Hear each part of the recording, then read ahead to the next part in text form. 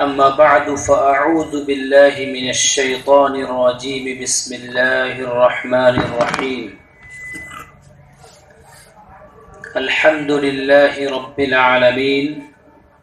الرحمن الرحيم مالك يوم الدين إياك نعبد وإياك نستعين اهدنا الصراط المستقيم صراط الذين أنعمت عليهم غير المغضوب عليهم ولا الضالين آمين۔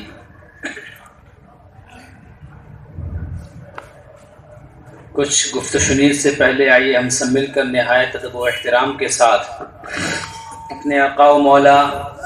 صلی اللہ تعالی علیہ وسلم کی بارگاہ میں ہدیہ درود و سلام پیش کر لیں۔ اللہم صلی علی سیدنا و مولانا محمد وعلی آل سیدنا و مولانا محمد وبارک وسلم صلاۃ و سلام علیک یا رسول اللہ صلی اللہ تعالی علیہ وسلم۔ اللہ تبارک و تعالی نے کلام مجید میں ارشاد فرمایا الحمدللہ رب العالمین، ساری حمد ہے، ساری تعریفیں ہیں اللہ کے لیے جو سارے جہان کا پالنہار، الرحمن الرحیم جو رحمان ہے اور رحیم ہے۔ ایک انسان کے لیے دین اسلام میں داخل ہونے کے لیے جو سب سے بنیادی اور سب سے اہم چیز اور سب سے پہلی چیز رکھی ہے، جس کے ذریعے سے انسان مسلمان ہوتا ہے اور جس کے ذریعے سے انسان مسلمان کہلاتا ہے، وہ چیز کلمہ شہادت ہے، یعنی لا الہ الا اللہ محمد الرسول اللہ، اشہد ان لا الہ الا اللہ اشہد ان محمد عبدہ ورسولہ۔ گویا بندہ مومن جب لا الہ الا اللہ کی شہادت دے دیتا ہے، اس بات کا اقرار کر لیتا ہے کہ اللہ کے سوا کوئی معبود نہیں اور محمد صلی اللہ تعالی علیہ وسلم اللہ کے بندے اور اس کے رسول ہیں،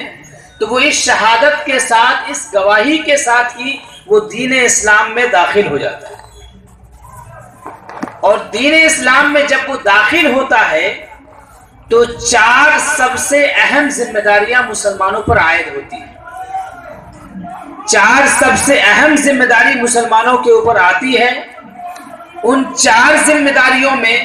سب سے پہلی ذمہ داری نماز ہے، دوسری ذمہ داری روزہ ہے، تیسری ذمہ داری حج ہے اور چوتھی ذمہ داری زکوٰۃ ہے۔ ان 4 ذمہ داریوں میں اگر ہم غور کرتے ہیں تو روزے کی ذمہ داری ایک ایسی ذمہ داری ہے جو پورے سال آپ پر ضروری نہیں ہے، بلکہ صرف سال میں ایک بار 1 مہینے کا روزہ آپ رکھتے ہیں اور آپ کی ذمہ داری ادا ہو جاتی ہے۔ گویا کلمہ شہادت پڑھنے کے بعد بندہ مومن جب اسلام میں داخل ہو جاتا ہے تو روزے کی جو ذمہ داری ہے وہ اس کے لیے پرماننٹ نہیں ہے، بلکہ ایک ٹیمپوریری ہے اور پروویژنل ہے، تھوڑے دن کے لیے ہے، ایک پارٹیکولر ٹائم کے لیے ہے۔ اس ٹائم کے گزرنے کے ساتھ ہی وہ ذمہ داری اور وہ ڈیوٹی بھی انسان کی ختم ہو جاتی ہے۔ ایسے ہی حج کی ذمہ داری، سب سے پہلی بات تو یہ کہ ہر انسان پر حج فرض نہیں۔ جو صاحب استطاعت ہو، جس کے اندر اتنی کیپیسٹی ہو کہ وہ یہاں سے مکہ شریف تک کا خرچہ، جانے کا، آنے کا اور پھر اتنے دنوں کے لیے اپنے گھر والوں کے لیے روزی کا انتظام کر سکے، ایسے انسان کے اوپر حج فرض ہے۔ اور اگر حج فرض بھی ہے تو زندگی میں صرف ایک بار فرض نہیں ہے، صرف ایک بار فرض ہے، بار بار اس کے اوپر فرض نہیں۔ اس کے بعد جو ایک اور ذمہ داری، آخری ذمہ داری جو بچتی ہے وہ ہے زکوٰۃ۔ زکوٰۃ بھی ہر انسان کے اوپر فرض نہیں ہے، بلکہ صرف ان لوگوں پر فرض ہے جو لوگ صاحب استطاعت ہیں، صاحب نصاب ہیں، یعنی جن کو اسلام نے اسلامی نقطۂ نظر سے اسلامک پوائنٹ آف ویو سے جن کو مالدار شریعت نے مانا ہے تو وہ لوگ زکوٰۃ ادا کریں گے، اور وہ بھی سال میں ایک مرتبہ زکوٰۃ کا ادا کرنا فرض ہے۔ گویا کلمہ شہادت پڑھنے کے بعد جب بندہ اسلام میں داخل ہو جاتا ہے تو اسلام میں داخل ہونے کے بعد جو 3 ذمہ داریاں ہیں وہ 3 ذمہ داریاں ہمیشہ کے لیے نہیں ہیں بلکہ پروویژنل ہیں، ٹائم بینگ کے ساتھ وہ جڑی ہوئی ہیں اور ہمیشہ ہمیش کے لیے نہیں ہیں، ہر وقت اس کو انجام نہیں دینا۔ صرف ایک ذمہ داری بچ جاتی ہے، وہ ایک ذمہ داری ایک ایسی ذمہ داری ہے جو مسلمانوں کو روزانہ انجام دینی ہے اور اس میں ذرہ برابر کوتاہی ہماری نہیں ہونی چاہیے۔ وہ ذمہ داری ہے نماز کی ذمہ داری، کہ انسان جب نماز لا الہ الا اللہ محمد الرسول اللہ پڑھتا ہے تو لا الہ الا اللہ محمد الرسول اللہ پڑھنے کے ساتھ ہی اس کے اوپر نماز کی ذمہ داری عائد ہوتی ہے۔ روزانہ ہر عاقل بالغ مسلمان کے اوپر 5 وقت کی نماز فرض ہے۔ وہ جتنی بھی عبادتیں ہیں ان تمام عبادتوں میں سب سے اہم عبادت نماز کی عبادت ہے۔ سب سے اہم عبادت نماز کی عبادت ہے، کیونکہ نماز ایک ایسی عبادت ہے جس میں انسان پہلے سٹیج سے شروع کرتا ہے، پہلے زینے سے شروع کرتا ہے، اللہ کی بارگاہ میں قریب ہونا وہ شروع کرتا ہے۔ قریب ہوتے ہوتے ہوتے ہوتے وہ اللہ تبارک و تعالیٰ کی بارگاہ سے اتنا قریب ہو جاتا ہے کہ جب سجدے کی حالت میں جاتا ہے تو اللہ کے پیارے رسول صلی اللہ تعالیٰ علیہ وسلم ارشاد فرماتے ہیں کہ بندہ اپنے رب کے قریب سب سے زیادہ اس وقت ہوتا ہے جب وہ سجدے کی حالت میں ہوتا ہے، جب وہ سجدے کی حالت میں ہوتا ہے۔ اور اسی بنیاد پر بزرگان دین نے یہ بات فرمائی کہ الصلاۃ معراج المومنین، نماز مومنوں کی معراج ہے۔ مومنوں کی معراج کیسے ہے؟ اس لیے نماز مومنوں کی معراج ہے کیونکہ نبی کریم صلی اللہ تعالی علیہ وسلم کی معراج یہ تھی کہ آپ کو اللہ تبارک و تعالیٰ کی بارگاہ میں بلایا گیا، اتنے قریب اللہ کے پہنچا دیا گیا کہ اس کے آگے کسی نبی کو جانے کا شرف حاصل ہوا ہی نہیں۔ تو بندہ مومن جب نماز میں کھڑا ہوتا ہے تو وہ اللہ کی بارگاہ میں کھڑا ہو جاتا ہے، اور کھڑے ہونے کے بعد اللہ کی بارگاہ سے وہ مسلسل قریب ہوتا رہتا ہے کہ پہلے کھڑا ہوتا ہے، پھر جھکتا ہے، اور جھکنے کے بعد پھر اتنا جھک جاتا ہے، اس قدر سجدے کی حالت میں چلا جاتا ہے، اس قدر تواضع اختیار کرتا ہے، اس قدر وہ جھک جاتا ہے کہ وہ اللہ تبارک و تعالیٰ کی بارگاہ سے سب سے زیادہ قریب ہو جاتا ہے، گویا وہ اللہ تبارک و تعالیٰ کے دیدار میں مصروف ہو جاتا ہے۔ اس اہم ترین عبادت میں سب سے امپورٹنٹ جو پریئر ہے اس میں جب بھی ہم فرض نماز پڑھیں گے تو ہر رکعت میں سورۃ الفاتحہ پڑھیں گے۔ جب ہر رکعت میں سورۃ الفاتحہ پڑھیں گے تو ظاہر سی بات ہے کہ اس سورۃ الفاتحہ کا اعادہ کریں گے، اس کو ریپیٹ کریں گے۔ تو آخر سورہ فاتحہ میں ایسی کیا چیز ہے کہ اللہ تبارک و تعالیٰ کی پیارے رسول صلی اللہ علیہ وسلم ارشاد فرماتے ہیں کہ اگر یہ نہیں پڑھی تو آپ کی نماز ہی نہیں ہوئی؟ اور آخر کیا بات ہے کہ اللہ تبارک و تعالیٰ اس کو بار بار ہم سے پڑھوا رہا ہے، بار بار اس کا ریپیٹیشن ہو رہا ہے، بار بار اس کو یاد دلایا جا رہا ہے؟ اسی لیے چونکہ نماز اہم ترین عبادت ہے،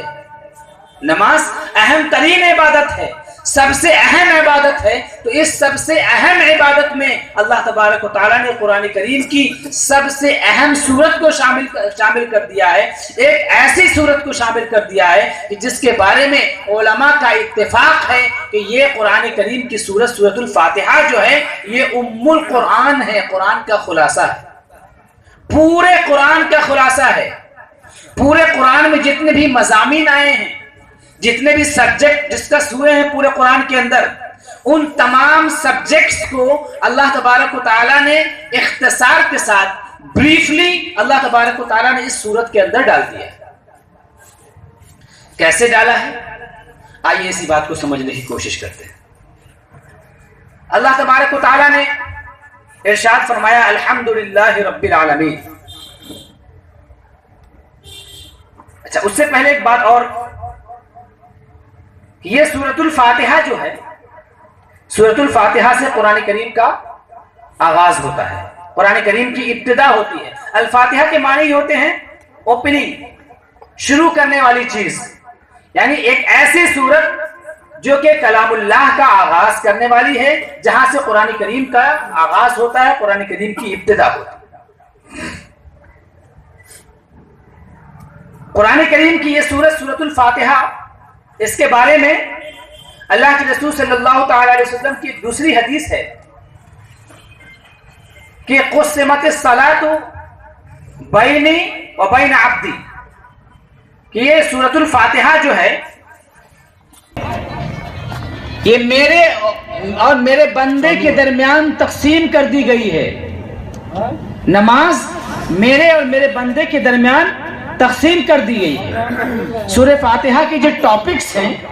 ایکچولی اگر اس کو دیکھا جائے تو آدھی چیز میں، آدھی صورت میں اللہ تبارک و تعالیٰ کا تذکرہ ہے، اور آدھی صورت کے باقی حصے میں اللہ تبارک و تعالیٰ کا بندہ اپنی جانب سے کوئی بات اللہ کی بارگاہ میں کہہ رہا ہے۔ تو سورہ فاتحہ حقیقتاً ایک ایسی صورت ہے کہ جس صورت میں اللہ تبارک و تعالیٰ نے اپنے بندوں کو اپنی بارگاہ میں بھیک مانگنے کا سلیقہ سکھایا ہے۔ اللہ تبارک و تعالیٰ نے اپنے بندوں کو بتایا ہے کہ اے میرے بندے، ہم نماز میں اس کو پڑھتے ہیں نا، خاص طور سے اللہ کی بارگاہ میں کھڑے ہیں، کس لیے کھڑے ہیں؟ اپنی بندگی کا اظہار کرنے کے لیے کھڑے ہیں، اپنی عاجزی کا اظہار کرنے کے لیے کھڑے ہیں، اپنی بندگی پیش کر کے اللہ سے کچھ بھیک مانگنے کے لیے کھڑے ہیں، اس کی رحمتوں کی طلب کے لیے کھڑے ہیں۔ تو ظاہر سی بات ہے، انسان کیا جانتا ہے؟ انسان تو کچھ نہیں جانتا ہے، انسان تو ظالم و جاہل ہے۔ وَكَانَ الْإِنسَانُ ظَلُومًا جَهُولًا، انسان ظالم و جاہل ہے، یہ اپنی جان پر ظلم کرتا ہے اللہ کی نافرمانی کر کے۔ یہ جاہل ہے، یہ کسی شے کی حقیقت کو نہیں جانتا، کچھ بھی اسے پتہ نہیں ہے، مکمل طور سے یہ انسان جاہل ہے۔ انسان جاہل تھا، اللہ تبارک و تعالیٰ نے اپنی معرفت عطا کی تو انسان کو معرفت ملی ہے۔ اللہ تبارک و تعالیٰ نے اپنی پہچان کرائی ہے تو انسانوں کو اللہ تبارک و تعالیٰ کی پہچان ہوئی ہے، اور اتنی ہی پہچان ہوئی جتنی پہچان اللہ تبارک و تعالیٰ نے اپنے بندوں کو کرائی ہے، اس سے زیادہ پہچان نہیں ہو سکی۔ اور یہ پہچان جو ہم کو ملی ہے وہ آقا کریم علیہ الصلوۃ والتسلیم کے واسطے سے ملی ہے۔ تو بندہ تو بالکل جاہل تھا، ظالم تھا، اسے کچھ پتہ نہیں۔ ہم تو پھوہڑ ہیں، بے سلیقہ ہیں، ہمیں رب کی بندگی کا سلیقہ نہیں آتا، رب سے مانگنے کا سلیقہ نہیں آتا۔ اللہ تبارک و تعالیٰ بڑا مہربان ہے، اللہ تبارک و تعالیٰ بڑا مہربان ہے، اپنے بندوں پر بہت زیادہ مہربان ہے۔ وہ اپنی بارگاہ میں متوجہ ہونے والے بندوں کو نامراد نہیں کرتا ہے، وہ اپنی بارگاہ کی جانب لو لگانے والے بندوں کو بیکار نہیں کرتا ہے، ان کو بے مقصد نہیں لوٹاتا۔ اللہ تبارک و تعالیٰ نے اپنے نبی صلی اللہ تعالیٰ علیہ وسلم کے ذریعے سے یہ صورت دے کر کے ہم بندوں کو اپنی بارگاہ میں کھڑے ہو کر کے بھیک مانگنے کا سلیقہ سکھایا کہ اے انسانوں، جب نماز کے لیے کھڑے ہو، جب میری بندگی کے لیے آؤ،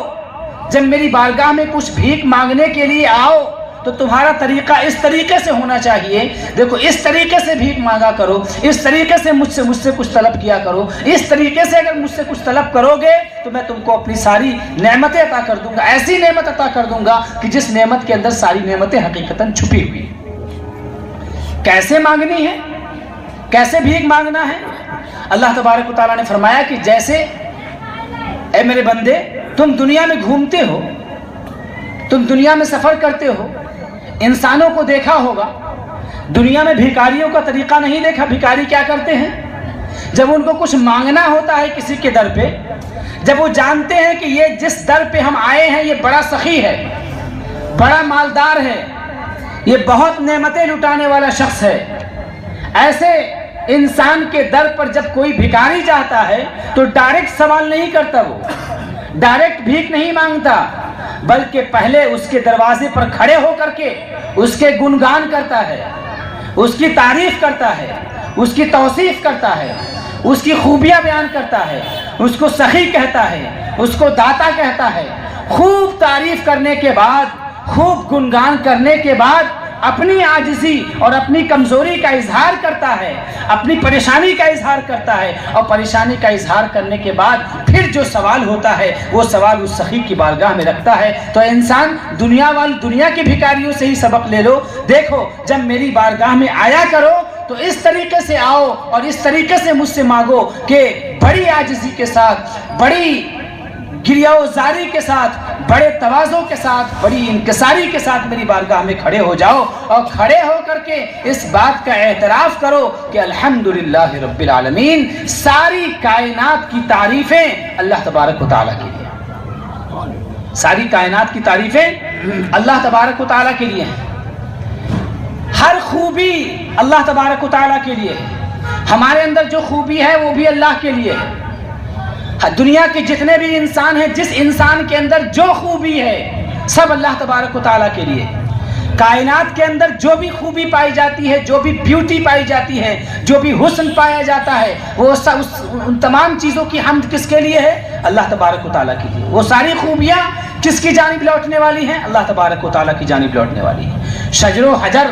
چرند و پرند، نباتات و جمادات، حیوانات، دنیا کی ہر شے، دنیا کا ہر ذرہ، جس شے کے اندر، جس چیز کے اندر جو بھی خوبی پائی جاتی ہے، وہ ان ساری خوبیوں کا مالک حقیقتاً اللہ تبارک و تعالیٰ ہے۔ ساری خوبیوں کا مالک اللہ تبارک و تعالیٰ ہی حقیقتاً کیوں ہے؟ اس لیے اللہ تبارک و تعالیٰ حقیقتاً ہے کیونکہ رب العالمین وہی تو ساری کائنات کا لارڈ ہے، وہی تو ساری کائنات کا رب ہے، وہی تو ساری کائنات کا مالک ہے، وہی تو ساری کائنات کا خالق ہے، وہی تو ساری کائنات کا رازق ہے۔ کائنات کی ہر شے کا خالق وہ، ہر شے کا مالک وہ، ہر شے کو روزی عطا کرنے والا وہ، جس مخلوق کو جو ضرورت ہو، ضرورت کے وقت ہر شے بغیر کسی کمی اور بیشی کے پہنچانے والا وہ۔ تو ظاہر سی بات ہے کہ جو بھی پروڈکٹ ہوتا ہے، کسی بھی پروڈکٹ کے اندر جو بھی خوبی ہوتی ہے، اس کا جو بھی بینیفٹ ہوتا ہے، جو بھی فائدہ ہوتا ہے، اس فائدے کی تعریف وہ حقیقتاً اس چیز کی تعریف نہیں ہوتی ہے، بلکہ جس نے اس کو بنایا ہوتا ہے اس کی تعریف ہوا کرتی ہے۔ کہ دنیا میں اگر ایک موبائل آپ استعمال کرتے ہیں، موبائل بہت اچھا ہے، تو وہ موبائل کی اپنی خوبی نہیں ہے، بلکہ حقیقتاً اس موبائل کے بنانے والے کی خوبی ہے کہ اس نے اس کے اندر یہ خوبی رکھی ہے، تو یہ خوبی اس کے اندر پائی جا رہی ہے۔ تو انسان جب میری بارگاہ میں آنا تو میری عظمت کا اعتراف کرنا، میری حمد بیان کرنا اور کہنا الحمدللہ رب العالمین، ساری کائنات کی خوبیاں، سارے جہان کی خوبیاں، تمام خوبیاں اللہ تبارک و تعالیٰ کے لیے ہیں۔ اللہ تبارک و تعالیٰ کے لیے کیوں ہیں؟ اس کی دلیل آگے دے دی گئی ہے، رب العالمین، کیونکہ وہ ساری کائنات کا رب ہے، ہر شے کو اس نے پیدا کیا ہے، ہر شے کے اندر جو بھی خوبی، جو بھی حسن پایا جاتا ہے، جو بھی فائدہ پایا جاتا ہے، وہ سارے فائدے اللہ تبارک و تعالیٰ نے اس شے کے اندر رکھے ہیں۔ تو ظاہر سی بات ہے جو اس کا خالق و مالک ہے، اس کے خالق و مالک کی جانب ہی اس کی تمام خوبیاں لوٹ کر کے جائیں گی۔ الحمدللہ رب العالمین۔ اس کے بعد اللہ تبارک و تعالیٰ نے کہا کہ صرف اسی پر بس نہ کرو کہ میری حمد بیان کر لو، بلکہ مجھ سے بھیک مانگنے آئے ہو نا، مجھ سے کچھ طلب کرنے آئے ہو نا، تو میری ایسی صفتوں کا تذکرہ کرو کہ جس کی بنیاد پر تم میری رحمت کو اپنی جانب متوجہ کر سکو، جس کی بنیاد پر میری رحمت کو اپنی جانب کھینچ سکو۔ اللہ نے فرمایا کہ یہ بھی کہو الرحمن الرحیم، تمام حمد ہے اللہ کے لیے جو رب العالمین ہے اور جو بہت زیادہ مہربان ہے، سب سے مہربان ہے اور بہت زیادہ رحم فرمانے والا ہے۔ الرحمن اور الرحیم دو لفظ کا تذکرہ ہے۔ الرحمن جو ہے یہ اللہ تبارک و تعالیٰ کی اس رحمت کو کہتے ہیں جو سب کے لیے عام ہے، جس میں انسان، جانور، چرند، پرند، شجر، حجر، جمادات، حیوانات، نباتات، یعنی دنیا میں جتنی بھی چیزیں ہیں ان تمام چیزوں سے اس رحمت کا تعلق ہے. اس کے اندر کافر بھی شامل ہے اور اس کے اندر مومن بھی شامل ہے. اللہ تبارک و تعالیٰ سب پر رحمت فرمانے والا ہے. کافر پر بھی رحمت فرمانے والا ہے، جو اس پر ایمان نہیں رکھتے ان پر بھی رحمت فرمانے والا ہے، جو ایمان رکھتے ہیں ان پر بھی رحمت فرمانے والا ہے. اس کائنات کی ہر شے پر رحم فرمانے والا وہی ہے. اور اس کے بعد الرحیم، اور اللہ تبارک و تعالیٰ خاص طور سے اپنے مومن بندوں پر رحم فرمانے والا ہے. خاص طور سے اپنے مومن بندوں پر رحم فرمانے والا ہے. یہاں پر اللہ تبارک و تعالیٰ نے پہلے اپنی صفت رحمانیت کا تذکرہ کیا، اس کے بعد اپنی صفت رحیمیت کا تذکرہ کیا. پہلے اللہ تبارک و تعالیٰ نے اس بات کا اعلان کیا ہے کہ اے میرے بندو، میری رحمت کو تم محدود کرنے کی کوشش نہ کرنا، بلکہ میری رحمت پہلے عام ہے اس کے بعد خاص ہے. میری رحمت پوری کائنات کو شامل ہے. وسعت رحمتی کل شیء، وسعت رحمتی کل شیء، میری رحمت ہر چیز کے لیے عام ہے. کوئی کائنات کی شے ایسی نہیں ہے، کوئی کائنات کی چیز ایسی نہیں ہے جس پر اللہ تبارک و تعالیٰ کی رحمت نہ ہو. کائنات کی کوئی شے اللہ کی رحمت کے بغیر نہ وجود میں آ سکتی ہے اور نہ اس کا وجود باقی رہ سکتا ہے. الرحمن الرحیم مالک یوم الدین، اللہ تبارک و تعالی رب العالمین ہے. اللہ تبارک و تعالی رحمان الرحیم ہے. اب اس کے بعد خاص طور سے اللہ تبارک و تعالی نے اپنی ایک خاص ملکیت کا تذکرہ کیا. اللہ نے فرمایا کہ مالک یوم الدین، بدلے کے دن کا،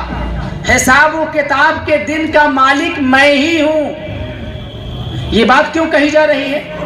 بندوں کو یہ کیوں سکھایا جا رہا ہے؟ بندوں کو یہ اس لیے سکھایا جا رہا ہے کیونکہ اس دنیا میں جب انسان غور و فکر کرتا ہے، جب دنیا میں انسان لوگوں کو دیکھتا ہے تو اس دنیا کے اندر دنیا کی چیزوں کے مالک بہت نظر آتے ہیں. ہر انسان کہتا ہے میں اس چیز کا مالک ہوں. جو جس درجے کا مالک ہے، جو جس لیول کا مالک ہے، وہ اپنی آنرشپ کا اعلان کر رہا ہے. ایک انسان کہتا ہے میں اس گھر کا مالک ہوں، ایک انسان کہتا ہے میں اس زمین کا مالک ہوں، ایک انسان کہتا ہے میں اس جائیداد کا مالک ہوں، ایک انسان کہتا ہے میں اس اولاد کا مالک ہوں. گویا کہ ہر انسان اس دنیا کے اندر اپنی اپنی ملکیت کا اقرار کرتا ہے، اپنی اپنی ملکیت کا اعلان کرتا ہے. لیکن اللہ تبارک و تعالیٰ نے مالک یوم الدین کہہ کر کے کہ حساب و کتاب کے دن کا مالک میں ہی ہوں، یہ کہہ کر کے اپنے بندوں کے سامنے اس بات کا اعلان کر دیا ہے کہ دیکھو یہ دنیا تو چھوٹی چیز ہے، دنیا تو ادنا ہے، یہ دنیا ادنا ہے، چند روز کی ہے. اس دنیا کو چھوڑ کے چلے جانا ہے تم کو. یہ دنیا ہمیشہ ہمیش کی نہیں ہے. یہاں کی زندگی ہمیشہ ہمیش کی نہیں ہے. تو اس دنیا میں چاہے تم جس قدر بھی اپنے مالک ہونے کا دعویٰ کر لو، لیکن یہ جان لو کہ حقیقتاً اس کائنات کی بھی ملکیت میرے ہی پاس ہے. کیونکہ اس دنیا کے بعد کی جو زندگی ہے، آخرت کی جو زندگی ہے، جو ہمیشہ ہمیش کی زندگی ہے، اس زندگی کا مالک میں ہوں. حساب و کتاب کے دن کا مالک میں ہوں. جب اعلیٰ کا مالک میں ہوں، اونچی چیز کا مالک میں ہوں، تو ادنا جو چیز ہوگی اس کا بھی مالک بہرحال میں ہی ہوں گا. حقیقتاً اگرچہ بظاہر اس دنیا کے اندر کوئی دعویٰ کرتا پھرے کہ اس چیز کا مالک میں ہوں، اس چیز کا مالک میں ہوں، گویا اللہ تبارک و تعالیٰ نے اس بات کا اعلان کر دیا ہے کہ اس دنیا کے اندر اگر کوئی کسی چیز کا مالک ہے تو میرے مالک بنانے سے مالک ہے. حقیقتاً وہ اپنے آپ میں مالک نہیں ہے، کیونکہ آخرت کی جو زندگی ہے، جو ہمیشہ ہمیش کی زندگی ہے، اس زندگی کا مالک میں ہی اکیلا اور تنہا ہوں. دوسرا کوئی بھی اس زندگی کا مالک وہاں کوئی فیصلہ کرنے والا نہیں ہے. میں ہی اکیلا فیصلہ کرنے والا ہوں گا. تو اللہ تبارک و تعالیٰ نے فرمایا کہ میرے بندو، جب میری بارگاہ میں آنا، میری بارگاہ میں کھڑے ہونا، مجھ سے کچھ مانگنے کا ارادہ ہو، کچھ مانگنے کی نیت ہو، تو پہلے اس بات کا اعلان کر لینا کہ مولا سارے جہان کی حمد، ساری کائنات کی حمد، تمام تعریفیں، تمام خوبیاں اس اللہ کے لیے ہیں جو سارے جہان کا مالک ہے،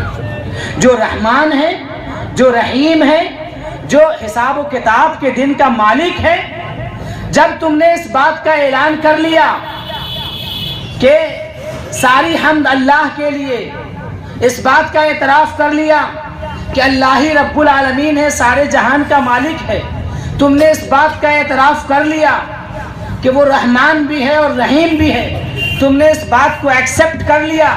تم نے اس بات کو ایڈمٹ کر لیا کہ حساب و کتاب کے دن کا مالک میں ہی ہوں، تو گویا تم نے اتنی چیزوں کو مان کر کے ساری عظمتوں کا، ساری بزرگی کا، ساری گلوری کا اللہ تبارک و تعالیٰ کے لیے تم نے اقرار کر لیا۔ جب ساری عظمتیں میرے لیے مان لی، ساری بزرگی میرے لیے مان لی، تو اے میرے بندے اب تمہارا کام کیا ہونا چاہیے؟ جب ساری عظمتوں کی انتہا میرے لیے ہیں تو تمہاری جانب سے بندگی کی انتہا ہونی چاہیے، تمہاری جانب سے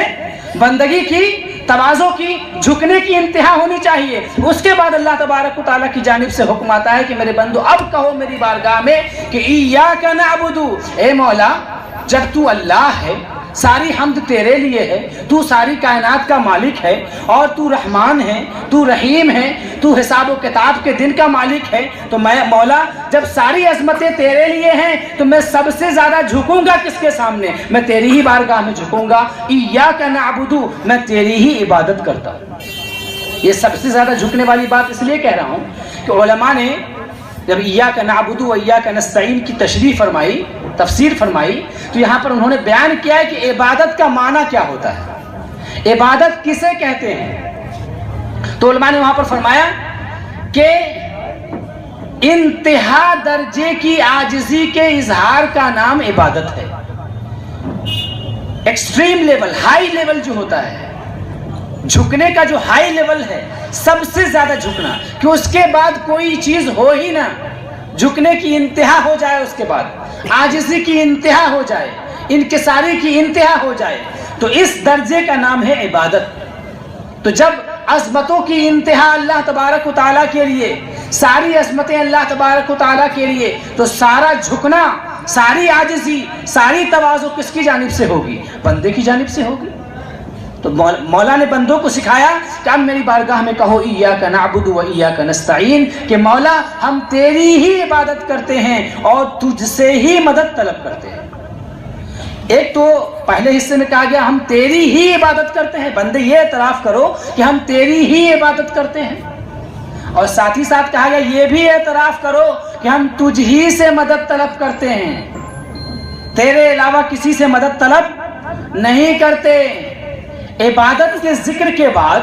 الگ سے اس بات کے تذکرے کی کیا اہمیت ہے کہ اللہ فرما رہا ہے کہ بندے میری بارگاہ میں یہ بھی کہو کہ میں تجھی سے مدد طلب کرتا ہوں، تیرے علاوہ کسی سے مدد طلب نہیں کرتا ہوں۔ کیونکہ یہ دنیا ہے، دنیا دار الاسباب ہے، اللہ تعالیٰ نے اس کائنات کو سبب سے جوڑ رکھا ہے۔ کوئی بھی چیز جو وجود میں آتی ہے، ایگزسٹنس میں آتی ہے، تو وہ کسی نہ کسی ریزن اور کاز کے ساتھ جوڑ کر کے آتی ہے۔ کوئی بھی چیز بغیر کاز کے وجود میں نہیں آتی۔ انسان اس دنیا میں جیتا ہے تو دنیا میں انسان کو فائدہ پہنچانے والے بھی ہیں اور نفع نقصان پہنچانے والے بھی ہیں۔ کبھی انسان کو انسان نقصان پہنچاتا ہے، کبھی جانور نقصان پہنچاتا ہے، کبھی دنیا کی دوسری چیزیں انسان کو نقصان پہنچاتی ہیں، کبھی فائدہ بھی جو ہے انسان کو دنیا کی چیزیں پہنچاتی ہیں اور انسان کو کبھی انسان فائدہ پہنچاتا ہے۔ تو اللہ تبارک و تعالیٰ نے اپنے بندوں کو اس بات کی تعلیم دے کر کے کہ میرے بندو میری بارگاہ میں اس بات کا اعتراف کرو کہ ایاک نستعین، ہم تجھ سے ہی مدد طلب کرتے ہیں، اس بات کے اقرار کے ذریعے سے بندوں کو یہ درس دے دیا ہے، بندوں کو یہ لیسن دے دیا گیا ہے کہ اے میرے بندو میری مدد آئے چاہے جس بھی شکل میں، لیکن اس مدد کو حقیقی طور پر صحیح معنوں میں اس انسان کی طرف سے یا اس چیز کی طرف سے مت سمجھنا، بلکہ اس ساری مدد کو میری جانب پھیر دے۔ مثال کے طور پر اگر مجھے ایک لوٹا پانی چاہیے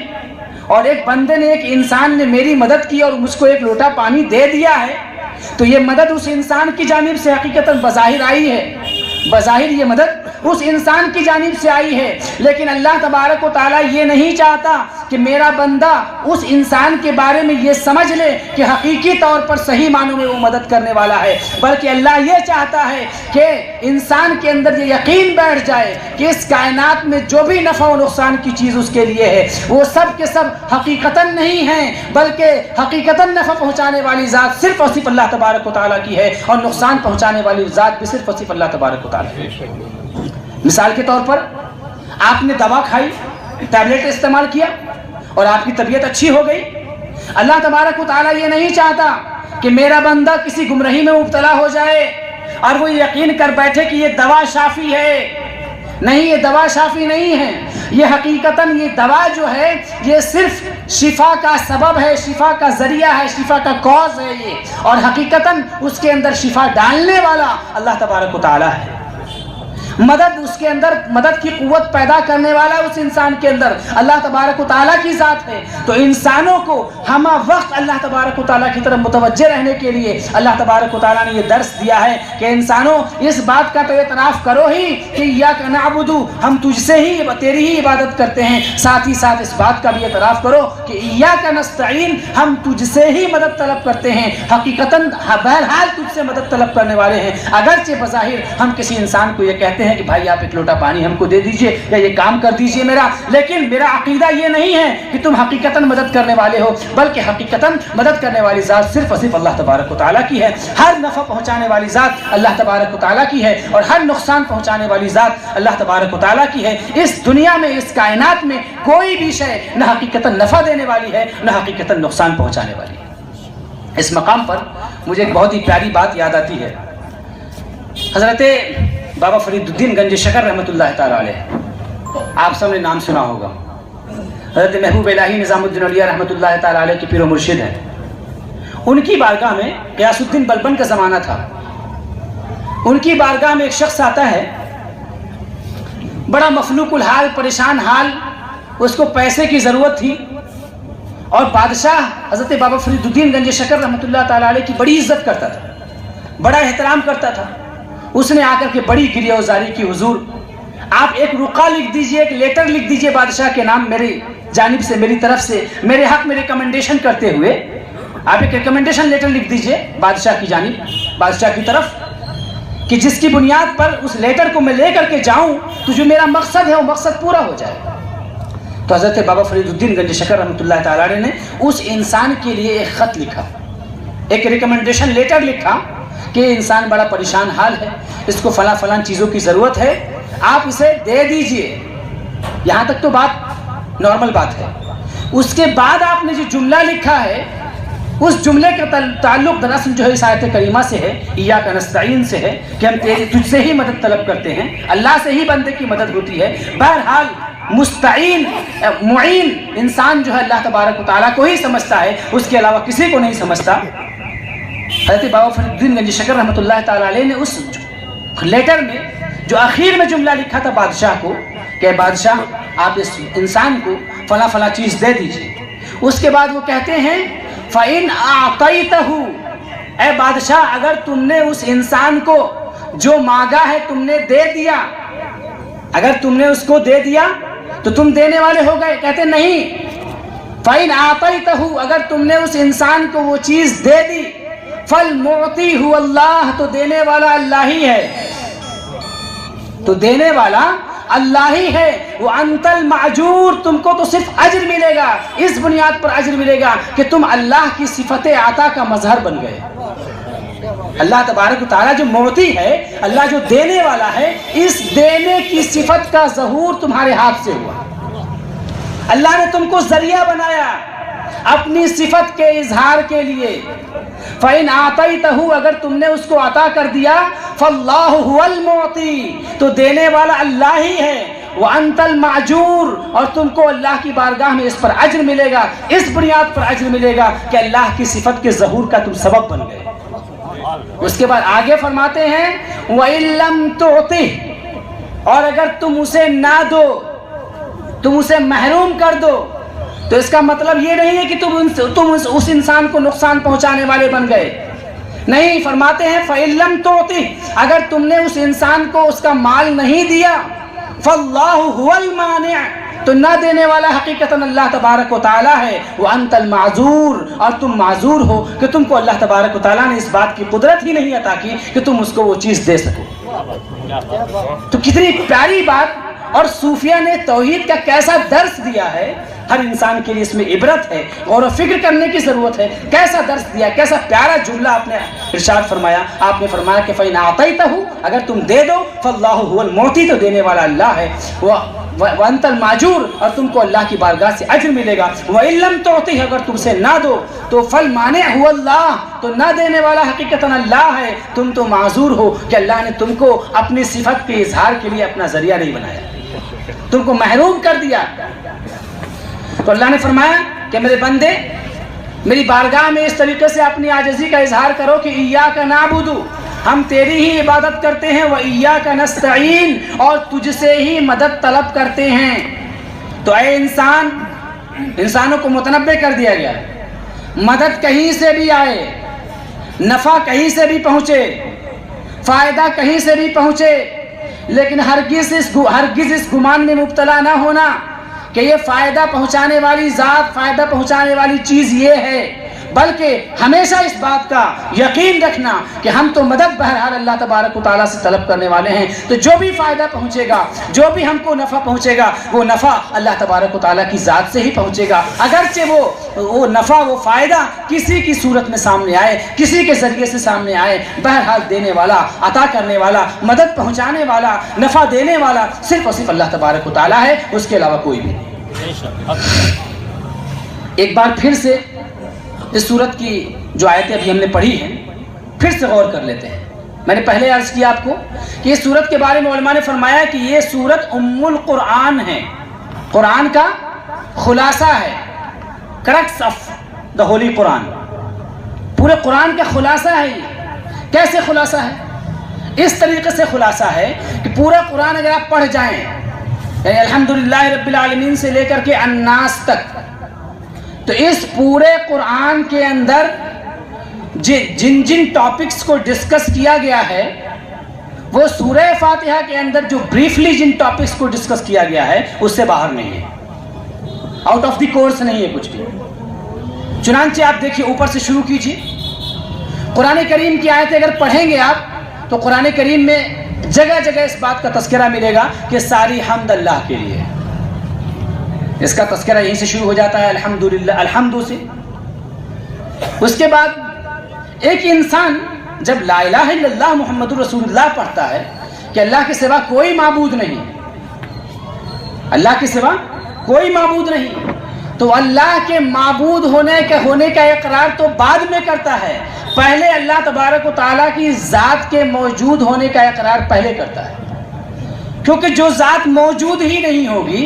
وہ معبود کیسے بنے گی؟ آپ عبادت کس کی کریں گے؟ کسی غائب کی عبادت کریں گے؟ کسی ایبسنٹ کی عبادت کریں گے آپ کہ جو موجود ہوگا اس کی عبادت کریں گے؟ تو سب سے پہلے انسان جب کسی کو معبود مانتا ہے، کہ اللہ کی ذات کو جب معبود مانتا ہے، تو معبود ماننے سے پہلے وہ اللہ کی ذات کو موجود مانتا ہے۔ اللہ نے فرمایا الحمدللہ، تمام حمد ہے اللہ کے لیے۔ تو اللہ تبارک و تعالیٰ نے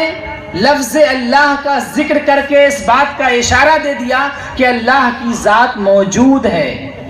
اللہ تبارک و تعالیٰ کی ذات موجود ہے۔ اور قرآن کریم آپ پڑھیں تو قرآن کریم میں کیا بحث ملے گی؟ یا تو اللہ کی ذات کا تذکرہ ہوگا، اللہ تبارک و تعالیٰ کی ذات کا تذکرہ ہوگا، یا اللہ تبارک و تعالیٰ کی صفات کا تذکرہ ملے گا، یا قیامت کے دن کا تذکرہ ملے گا، روز جزا کا تذکرہ ملے گا۔ پورے قرآن کو آپ پڑھ ڈالیے تو آپ کو جگہ جگہ یہ بات ملے گی کہ آپ کو اللہ کی بارگاہ میں لوٹ کر کے جانا ہے، وہاں حساب و کتاب دینا ہے، وہاں اللہ تبارک و تعالیٰ کے سوا کوئی دوسرا حاکم نہیں ہے، اس بات کا تذکرہ جگہ جگہ ملے گا۔ اللہ تبارک و تعالیٰ ہی ساری کائنات کا مالک ہے، اسی بات کا تذکرہ ملے گا قرآن کریم میں آپ کو۔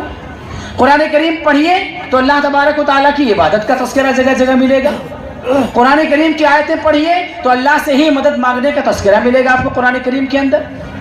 اور قرآن کریم پڑھیے تو اس کے علاوہ اور کوئی چیز نہیں ملے گی کہ جگہ جگہ اللہ تبارک و تعالیٰ نے اپنے صراط مستقیم کا تذکرہ کیا ہوگا، سیدھا راستہ کیا ہے وہ بتایا ہوگا، سیدھے راستے پر چلنے کا فائدہ کیا ہے وہ بتایا ہوگا، سیدھے راستے کی پہچان کیا ہے وہ بتایا ہوگا۔ اور ساتھ ہی ساتھ اللہ تبارک و تعالیٰ نے قرآن کریم کی آیتیں پڑھیں گے تو اس میں یہود کا تذکرہ ملے گا اور نصارہ کا تذکرہ ملے گا، جیوس کا تذکرہ ملے گا، کرسچنز کا تذکرہ ملے گا کہ کرسچنز کیوں اللہ کے نافرمان ہوئے اور جیوس کیوں اللہ کے نافرمان ہوئے، اس بات کا تذکرہ ملے گا۔ اور قرآن کریم کا مطالعہ کر ڈالیے تو ہر جگہ نافرمانوں کے تذکرے کے ساتھ ساتھ ایمان والوں کا تذکرہ ملے گا کہ ایمان والے سیدھے راستے پر قائم ہوتے ہیں، وہی لوگ اللہ تبارک و تعالیٰ کے نیک بندے ہیں، اور انہی نیک بندوں کے راستے پر ہم کو چلنا چاہیے۔ سیدھا راستہ حقیقتاً وہی ہے، یہی قرآن کریم کے اندر سارا مضمون ہے، اس کے علاوہ دوسرا کوئی مضمون نہیں پایا جاتا ہے۔ تو ہم یہ کہہ سکتے ہیں کہ قرآن کریم کو اگر ہم بریفلی اس کے ٹاپک کو ڈسکس کریں تو ہم یہ کہہ سکتے ہیں کہ قرآن کریم میں یا تو الہیات کی بحث ہے، یعنی اللہ تبارک و تعالیٰ کی ذات، اس کی صفات اور آخرت قیامت سے متعلق چیزوں کا تذکرہ ہے، یا قرآن کریم کے اندر نبی کریم صلی اللہ تعالیٰ علیہ وسلم کی نبوت کا تذکرہ ہے، اور یا انبیاء و صدیقین و صالحین کا تذکرہ ہے اور ان کے راستے پر چلنے کی دعوت ہے۔ تو جو پورے قرآن کے اندر جتنے بھی ٹاپکس تھے، پچھلی امتوں کا تذکرہ ہے، پچھلے انبیاء کا تذکرہ ہے، تو قرآن کریم کے اندر جتنے بھی ٹاپکس تھے اللہ تبارک و تعالیٰ نے سارے ٹاپکس کو، سارے سبجیکٹس کو اس آیت کریمہ کے اندر جمع کر دیا، اگرچہ بریفلی صحیح، اشارہ ہی کرتے ہوئے صحیح، لیکن سارے مضامین کو اللہ تبارک و تعالیٰ نے اس صورت کے اندر جمع کر دیا۔ اسی بنیاد پر علماء کرام نے فرمایا ہے کہ یہ قرآن کریم کی جو صورت ہے یہ ام القرآن ہے۔ تو میں نے عرض کیا کہ اللہ کہہ کر کے اللہ نے اپنے موجود ہونے کا تذکرہ کیا، اس کے بعد اللہ تبارک و تعالیٰ نے رب العالمین کہہ کر کے اپنی صفت کا تذکرہ کیا، اپنے اسماء حسنہ کا تذکرہ کیا۔ اللہ تبارک و تعالیٰ کے اچھے نام ہیں، 99 اچھے نام ہیں، ان میں سے ایک صفت کا تذکرہ اللہ نے کر دیا، رب العالمین، اللہ سارے جہان کا رب ہے۔ اللہ تبارک و تعالیٰ نے اپنی صفات کا تذکرہ کر دیا الرحمن الرحیم کہہ کر کے۔ اللہ تبارک و تعالیٰ نے مالک یوم الدین کہہ کر کے اس بات کا اعلان کر دیا کہ قیامت کے دن کا، روز جزا کا مالک میں ہی ہوں، اور ساتھ ہی یہ بھی درس دے دیا کہ یہ مت سمجھنا کہ دنیا میں یوں ہی تم بیکار پیدا کر دیے گئے ہو، بلکہ اللہ کی بارگاہ میں پلٹنا ہے، پلٹ کر کے تمہیں اپنے کیے کا حساب و کتاب دینا ہے۔ جب حساب و کتاب ہوگا تو اچھا حساب، رزلٹ تمہارا اچھا نکلے گا یا خراب نکلے گا، جب رزلٹ اچھا یا خراب نکلے گا تو پھر انجام بھی اچھا ہوگا یا برا ہوگا۔ یہیں سے یہ بھی پتہ چل گیا کہ وہ جنت ملے گی یا جہنم ملے گی، اس بات کا بھی تذکرہ ہو گیا اس کے اندر۔ تو ان تمام قرآن کریم کے اندر جتنے بھی ٹاپکس تھے، ان تمام ٹاپکس کو اللہ تبارک و تعالیٰ نے اس سورہ پاک کے اندر سمو دیا۔ تمام اللہ تبارک و تعالیٰ کی جو عظمتیں ہیں، تمام عظمتوں کا اقرار کر لیا آپ نے۔ پورے دین کا جو کانسیپٹ ہے وہ آپ کی آنکھوں کے سامنے کھل گیا۔ جب اب اس کے بعد اللہ تبارک و تعالیٰ نے ارشاد فرمایا، کیا میرے بندے، جب تم نے اس بات کو تسلیم کر لیا کہ ساری حمد میرے لیے، میری ذات کو پہچان لیا، میرے ناموں کو پہچان لیا، میری صفات کو پہچان لیا رحمان الرحیم پڑھ کر کے، میری عظمت کا اعتراف کر لیا مالک یوم الدین کہہ کر کے، تم نے اس بات کا اعتراف کر لیا کہ میری بارگاہ میں پلٹ کر کے آنا ہے اور حساب و کتاب دینا ہے مالک یوم الدین کہہ کر کے، تو میرے بندے پھر اپنی عاجزی کا اظہار کرو میرے سامنے، انتہا درجے کی عاجزی کا اظہار کرو اور یہ کہو کہ ایاک نعبد و ایاک نستعین، مولا ہم صرف تیری عبادت کرتے ہیں اور صرف تجھ سے مدد چاہتے ہیں۔ اور اے میرے بندے، عظمتوں کے اعتراف کے بعد جب تم نے اپنی بندگی کا نذرانہ میری بارگاہ میں پیش کر دیا، اپنی عاجزی کا نذرانہ مکمل طور سے پیش کر دیا، تم نے اپنی ذات کو مکمل طور سے میری بارگاہ میں سرنڈر کر دیا، میری چوکھٹ پہ تم پڑ گئے، تم نے اپنا سر میری چوکھٹ پہ ڈال دیا، تو میرے بندے جب تم نے اپنے آپ کو اتنا جھکا دیا ہے تو میں تو جھکنے والوں کو بلند کر دیا کرتا ہوں، میں تو جھکنے والوں کو بلند کر دیا کرتا ہوں۔ اسی لیے اللہ کے رسول صلی اللہ علیہ وسلم کا ارشاد ہے کہ من تواضع للہ رفعہ اللہ، جو اللہ تبارک و تعالیٰ کے لیے جھکتا ہے اللہ اسے بلند کر دیتا ہے۔ تو میرے بندے جب تم میری بارگاہ میں اس قدر جھک گئے ہو تو اللہ کی بارگاہ سے آئی یہ ندا آئی کہ اللہ تبارک و تعالیٰ کی بارگاہ سے یہ ندا آئی بندوں کے لیے کہ بندے مانگو، اب مانگو، اب دعا کا وقت آ گیا ہے۔ جب تم نے مکمل طور سے سرنڈر کر دیا، تم نے یہ تسلیم کر لیا کہ اس پوری کائنات میں کوئی میرا ہے ہی نہیں، نہ میرا کوئی سہارا ہے، نہ میرا کوئی مددگار ہے، نہ میری کوئی ضرورت پوری کرنے والا ہے، نہ میرا کوئی رزاق ہے، نہ میرا کوئی خالق ہے، نہ میرا کوئی مالک ہے، ساری میرے اوپر جتنے بھی احسانات ہیں، میرے اوپر جتنے بھی احسانات ہیں، میرے اوپر جتنی بھی کرم نوازیاں ہیں، وہ ساری کرم نوازیاں ایک ذات رب العالمین کی ہے، اللہ تبارک و تعالیٰ کی ہے۔ جب تم نے اس بات کا اعتراف کر لیا، مکمل طور سے میرے سامنے اپنے آپ کو جھکا دیا ہے، عاجزی کی انتہا کر دی ہے، تو میرے بندے جب تم اس قدر جھک گئے ہو تو اب مانگو، تمہارے لیے دعا کا وقت آ گیا ہے۔ اب سوال پھر سے پیدا ہوا، بندہ تو اس کی عقل چھوٹی، انسان کی عقل چھوٹی، انسان اپنے بارے میں دنیا کے معاملات میں صحیح فیصلہ نہیں کر پاتا، تو آخرت کے معاملے میں خاص طور سے پھر بارگاہ مانگنے والی ایسی ہو جو سب سے سخی بارگاہ ہو، سارے خزانے جس کے پاس ہوں، وَلِلَّهِ خَزَائِنُ السَّمَاوَاتِ وَالْأَرْضِ، اللہ ہی کے لیے ہے زمین و آسمان کے خزانے، سارے خزانے جس کے پاس ہیں، اس کی بارگاہ میں کھڑے ہو کے مانگنا ہے، تو کہیں ایسا نہ ہو کہ بہت چھوٹی چیز کوئی مانگ لے، کہیں کوئی بہت معمولی چیز مانگ لے۔ تو اللہ نے پھر بندوں کی رہنمائی فرمائی، بندوں کو پھر سکھایا کہ میرے بندے مانگنا تو کیا مانگنا، ذرا ہوش و حواس سے مانگنا، ذرا اپنے قلب و عقل کو کھول کر کے مانگنا، ایسی چیز مانگنا کہ جس کے اندر سارا خیر جمع ہو جائے، ایسی چیز مانگنا جس کے اندر ساری نعمتیں جمع ہو جائیں، ایسی چیز مانگنا کہ اس کو مانگنے کے بعد پھر کوئی چیز رہ ہی نہ جائے مانگنے کے لیے، ایسی چیز مانگ لینا۔ اللہ نے پھر خود ہی بندوں کو سلیقہ سکھایا کہ بندوں جب مانگنے کا وقت آ گیا ہے تو مجھ سے مانگنے کا سلیقہ بھی سیکھ لو، کیا مانگنا ہے وہ بھی سیکھ لو، کہو اہدنا الصراط المستقیم، اے مولا تو ہم کو صراط مستقیم عطا فرما، ہم کو صراط مستقیم عطا فرما۔ صراط مستقیم کا مطلب کیا ہوتا ہے؟ رائٹ وے، ٹرو پاتھ، صحیح راستہ، سیدھا راستہ، سچا راستہ، کیا دنیا کا، آخرت کا نہیں، اس کو کامن رکھیے، مکمل طور سے کامن رکھیے۔ آپ بندے کی جانب سے اہدنا الصراط المستقیم کہہ کر کے کہ اللہ تو ہم کو صراط مستقیم کی ہدایت عطا فرما، بندے کی جانب سے یہ کہہ کر کے اللہ تبارک و تعالیٰ کی بارگاہ میں گویا وہ یہ کہنا چاہتا ہے کہ مولا ہم تو ہر قدم پر تیرے محتاج ہیں، ہر وقت ہم کو صحیح راستے کی ضرورت ہے، ہم کو ہر وقت صحیح راستے پر چلنے کی ضرورت ہے، ہم تو تیری ہدایت کے بغیر ایک قدم آگے نہیں بڑھ سکتے ہیں، ہر قدم پہ مجھ کو تیری ہدایت کی ضرورت ہے، چاہے دنیا کا معاملہ ہو چاہے آخرت کا معاملہ ہو، ہر معاملے میں ہم کو تیری ہدایت چاہیے، تیرے صراط مستقیم کی ہم کو حاجت ہے۔ اگر ہم اپنے گھر کی زندگی گزار رہے ہیں، اپنی بیوی کے ساتھ زندگی گزار رہے ہیں، وہاں صراط مستقیم کیا ہے مولا وہاں بھی ہدایت عطا فرما۔ بچوں کے ساتھ زندگی گزار رہے ہیں، وہاں پر صراط مستقیم کیا ہے اس وقت بھی ہم کو ہدایت عطا فرما۔ ہم اپنی آفس میں اپنے جاب کے اندر ہم موجود ہیں، وہاں کیسے ہم اپنی زندگی گزاریں، وہاں پر بھی صراط مستقیم کیا ہے مولا تو ہم کو ہدایت عطا فرما۔ ہم راستہ چل رہے ہیں، راستے میں صراط مستقیم کیا ہے، سیدھا راستہ کیا ہے، کیسے راستہ چلا جائے، مولا صراط مستقیم کی ہم کو ہدایت عطا فرما، ہم کو بتا دے کہ راستے پر کیسے چلا جاتا ہے۔ گویا زندگی کے ہر موڑ پر، زندگی کے ہر پل میں، زندگی کے ہر لمحے میں، ہر وقت مولا ہم کو صراط مستقیم کی حاجت ہے۔ وہ خاص صراط مستقیم اس کا تعلق دنیا سے ہو یا آخرت سے ہو، مولا ہم کو صراط مستقیم عطا فرما۔ ہم اس میں کوئی حد بندی نہیں کرتے، اس کے اندر کوئی لمیٹیشن نہیں ہے، بلکہ ہر طرح کا، ہر موڑ پہ، ہر لمحہ، ہر زندگی کے ہر موڑ پہ تو ہم کو صراط مستقیم عطا فرما، کہیں بھی میرے قدم بھٹکنے نہ پائیں مولا۔ مولا کسی بھی معاملے میں ہمارے قدم بھٹکنے نہ پائیں، چاہے ہماری عبادت ہو، عبادت میں بھی ہم کو صراط مستقیم عطا فرما، ہمارا اخلاق ہو، اس اخلاق میں بھی ہم کو صراط مستقیم عطا فرما، ہمارے معاملات ہوں، ان معاملات میں بھی ہم کو صراط مستقیم عطا فرما، ہر معاملے میں ہم کو صراط مستقیم عطا فرما۔ صراط مستقیم عبادت میں کیا ہے؟ عبادت میں صراط مستقیم تو ایک تو یہ ہے کہ جو بھی عبادت کی جائے اللہ کے نبی صلی اللہ تعالی علیہ وسلم کی شریعت کے مطابق اور آپ کی سنت کے مطابق کی جائے،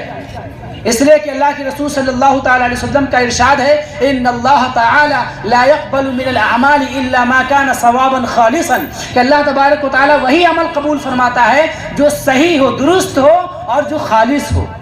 درست ہونے کا مطلب علماء نے فرمایا کہ ما كان على وفق الشریعہ، جو شریعت کے مطابق ہو وہ ثواب ہوتا ہے، اور جو خالص ہو، خالص ہونے کا مطلب یہ ہے کہ اس عبادت کا مقصد صرف اللہ تبارک و تعالیٰ کی رضامندی ہو، اس کو خوش کرنا ہو، دوسرا اور کوئی مقصد نہ ہو۔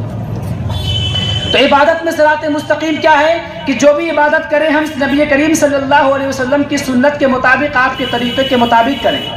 اور ہمارے اندر عبادت کا ذوق و شوق وہی ہونا چاہیے جو اللہ کے نبی صلی اللہ تعالیٰ علیہ وسلم کے ہاں عبادت کا ذوق و شوق پایا جاتا ہے، صحابہ کرام کے اندر ذوق و شوق پایا جاتا ہے۔ نبی کریم صلی اللہ تعالیٰ علیہ وسلم کے اندر عبادت کا ذوق و شوق کیسا تھا کہ احادیث میں آتا ہے کہ جب آپ راتوں کو عبادت کرتے ہیں تو آپ کے راتوں کو رونے کی آواز ایسے آتی ہے جیسے کہ ہانڈی پر آپ پانی کھولنے کے لیے رکھ دیں تو جب وہ پانی کھولنے لگتا ہے تو اس میں سے جیسے آواز نکلتی ہے ویسے ہی ہانڈی کے کھولنے کی آواز نبی کریم صلی اللہ تعالیٰ علیہ وسلم کی سسکیوں کی آواز ہوتی تھی۔ آپ روتے تھے، اپنی امت کے لیے دعائیں کرتے تھے، اللہم اغفر لی امتی، اے اللہ میری امت کو بخش دے، اے اللہ میری امت کو بخش دے، اے اللہ میری امت کو بخش دے۔ تو نبی کریم صلی اللہ تعالیٰ علیہ وسلم کے اندر جو عبادت کی جو طرف تھی، آپ کے اندر جو عبادت کا جذبہ تھا، اس کا کچھ حصہ تو ہمیں ملنا چاہیے نا، کیونکہ ہم نبی کی امت ہیں، آپ کے طریقے پر چلنے والے ہیں۔ اگر ہمیں اس سے کچھ حصہ نہیں ملا تو پھر ہم کس بات کے امتی ہیں، کس بات کے دعوے دار ہیں کہ ہم ان کی امت ہیں؟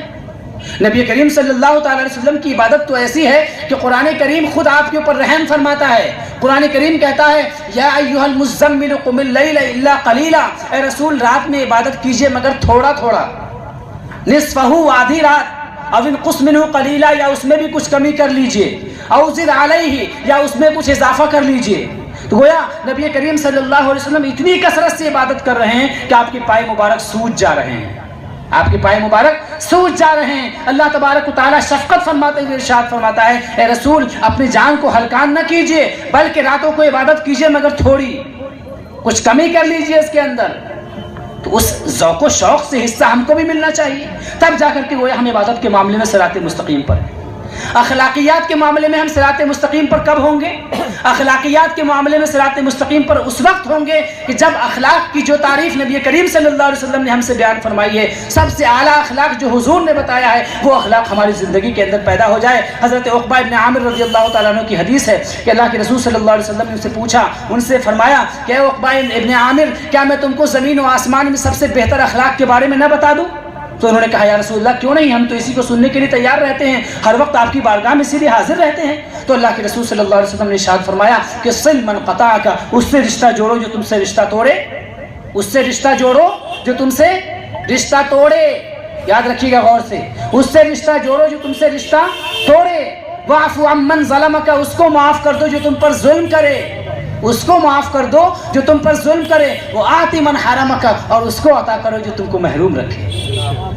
یہ ہے اخلاقیات میں صراط مستقیم۔ سیدھا راستہ یہ ہے، اللہ کی بارگاہ میں دعا کرے مولا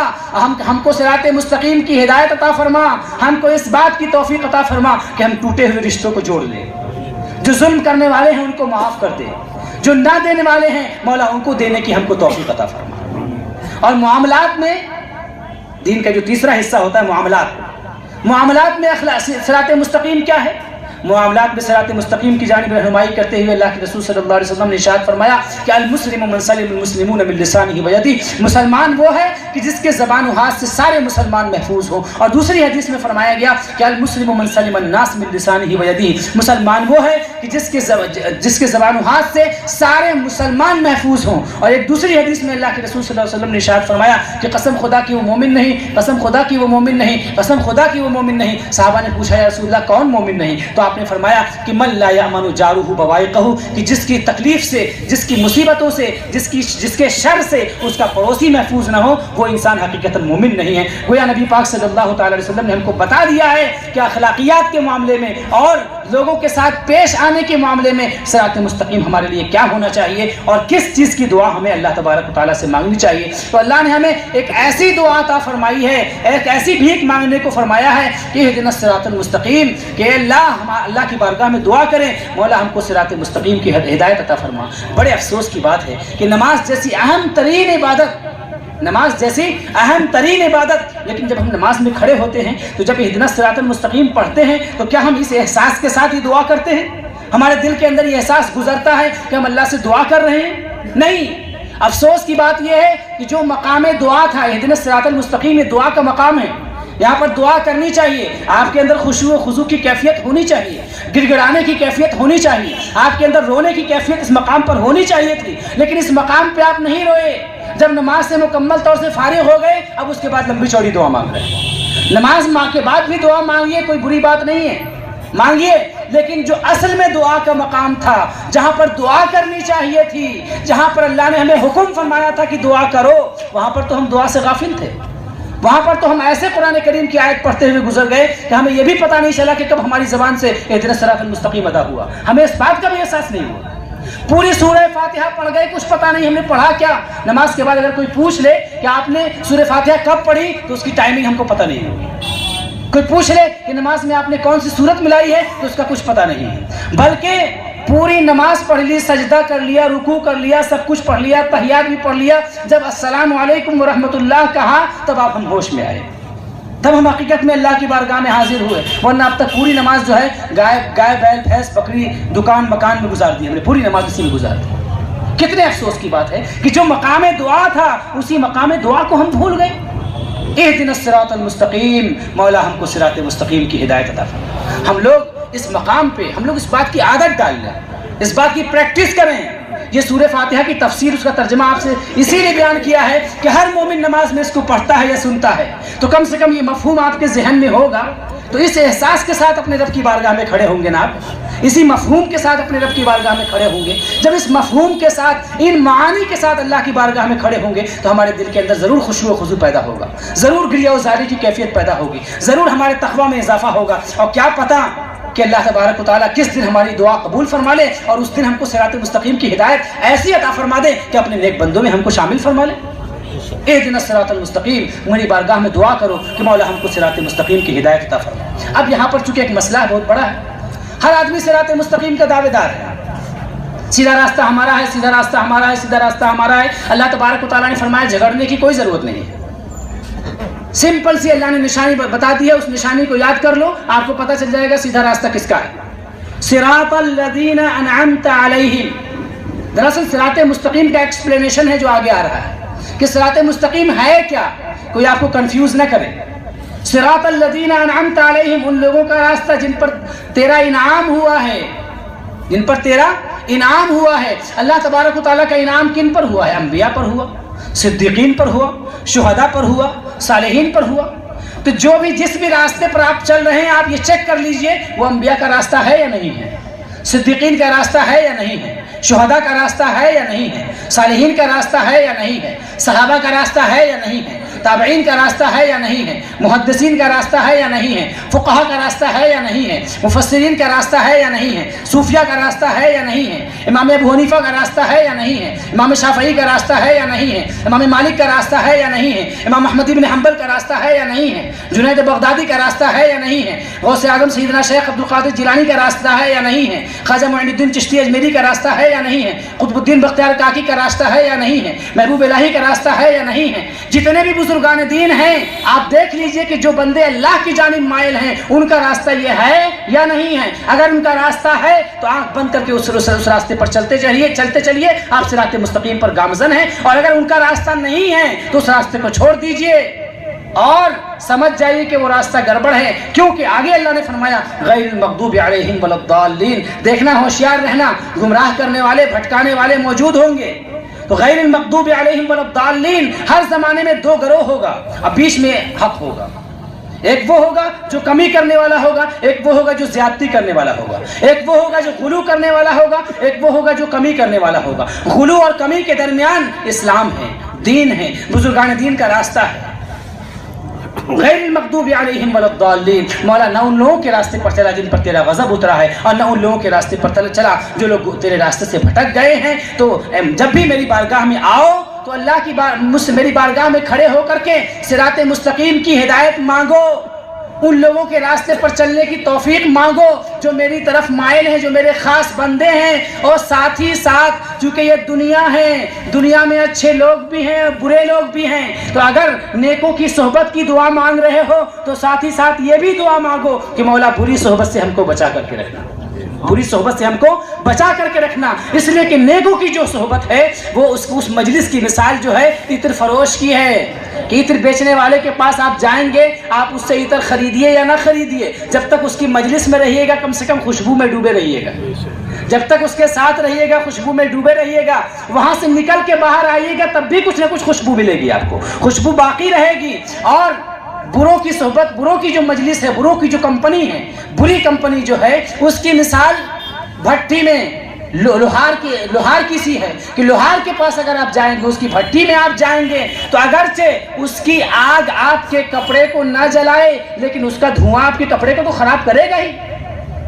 تو ہمیشہ اللہ تبارک و تعالیٰ نے گویا ہم کو اس بات کا درس دیا ہے کہ صراط مستقیم کی ہدایت مانگو، نیکوں کی صحبت میں رہنے کی ہدایت دعا مانگو، نیکوں کے راستے پر چلنے کی دعا مانگو، ساتھ ہی ساتھ بروں کے راستے سے بچنے کی توفیق بھی مانگو، ان کے راستے سے دور رہنے کی، ان کی کمپنی سے دور رہنے کی دعا مانگتے رہو تاکہ تم صراط مستقیم پر گامزن رہو۔ اور جب صراط مستقیم پر گامزن رہو گے تو انعام کیا ملے گا؟ وہی انعام ملے گا جو انبیاء کو ملا ہے، جو صدیقین کو ملا ہے، جو شہداء کو ملا ہے، جو صالحین کو ملا ہے۔ اللہ تبارک و تعالیٰ کی بارگاہ میں دست بدعا ہوں کہ مولا کریم اس سورہ فاتحہ کے اندر جو معانی ہیں، جو اسرار ہیں، جو خوبیاں ہیں، جو باریکیاں ہیں، جو لطائف ہیں، جو بڑی بڑی پیاری پیاری باتیں ہیں، ان تمام پیاری پیاری باتوں کو ہمارے سینے میں کھول دے، اور جب ہم نماز کے اندر کھڑے ہوں تو انہی معانی کے ساتھ، ان احساسات کے ساتھ کھڑے ہوں، اور اس یقین کے ساتھ کھڑے ہوں کہ میں اپنے رب کی بارگاہ میں کھڑا ہوں، میرا رب مجھ کو دیکھ رہا ہے، میں اپنی رب کی بارگاہ میں عرضی لگا رہا ہوں۔ الحمدللہ رب العالمین الرحمن الرحیم مالک یوم الدین ایاک نعبد و ایاک نستعین اهدنا الصراط المستقیم صراط الذين أنعمت عليهم غير المغضوب عليهم ولا الضالين۔